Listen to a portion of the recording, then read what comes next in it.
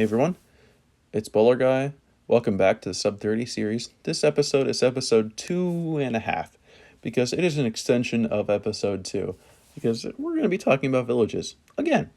However, this time we're going to be talking about the useful chests, so namely toolsmiths and blacksmiths, and what you might expect to find in them. So I have the goofiest village laid out right in front of you. However, we're going to be starting off on the very left side here with the desert blacksmith.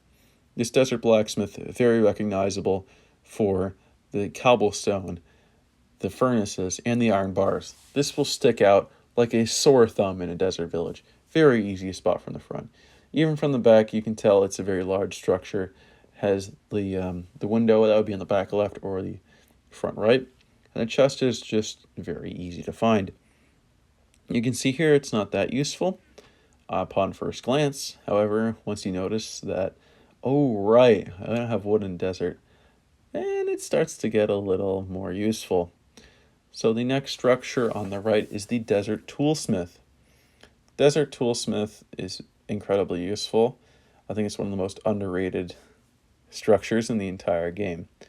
So this one's most recognizable for the staircase, how it's cornered off, and this terracotta. The terracotta makes it really very easy to distinguish from the back and from the sides. Now, you might notice that there's kind of two doors, like which one do you go in? Well, the one on the right has nothing. I think down there it would actually be terracotta, however I didn't pick that all up with my structure block. But on the top left, you can see it has the chest. And this one in particular is incredibly good. Has a whole bunch of useful things, especially in the desert. Alright, so the next structure here is the Savanna Blacksmith. The Savanna Blacksmith is notoriously rare. This doesn't happen often. However, it's still worth showing. So from the back, just like the desert blacksmith, the Savanna Blacksmith is incredibly large. However, from the front, it's very recognizable for the massive amount of stone, smooth stone that it has. So you should be able to spot it. Now, where's the chest? You're going to come in and take a 180-degree turn to your right, and there it is. It has a whole bunch of useful things. But you don't really need to go in the structure. You can just punch out a few blocks. Really only one, but you can punch it out from a few ways and still manage to open the chest. Now on to the Taiga village. I did talk about the Taiga Blacksmith in episode 2, however I decided to talk about it again. So this is most recognizable for the two grindstones that it has up top. These flowers, I think they're called poppies now, on the top. And from the back, it has these four corners of glass panes. Now, right as you open the door, it's going to be right on the right here. Very useful. That's probably going to be the most common one you find out of all of them. And another thing to do is you can punch out this window, open this trapdoor, and then open the chest from the back. You don't even have to go to the front. It's pretty cool. And the Taiga Toolsmith, most recognizable for having a window on this side and a window on that side, and it's only too high. The window's only like one block off the ground at head height. And from the back, it has 3 windows. And where's the chest? You're going to have to open 2 doors to find it, and it'll be right here on the right. This one in particular will be very, very nice to me. And you can also rate it from the back as well, just like the blacksmith. You can punch either one of these, that one or this one, and you can still manage to grab the chest. Now the most infamous one, the Plains Blacksmith. Most recognizable for, I would argue, the smooth stone slabs on top, the furnaces, and the grindstone.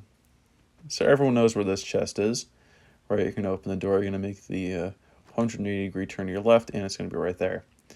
And this one is ridiculously overpowered. It has a whole bunch of iron in it, pretty much half a set of iron armor, and 6 obsidian. However, you don't really need to go all that way. You can just punch this piece of wood right here, and then open the chest that way. Or you can actually just go through a piece of cobblestone as well, whatever you prefer. Last but not least, we get the snowy variants. So let's look at the Plains Blacksmith from the back as well. So the snowy variants are pretty cool.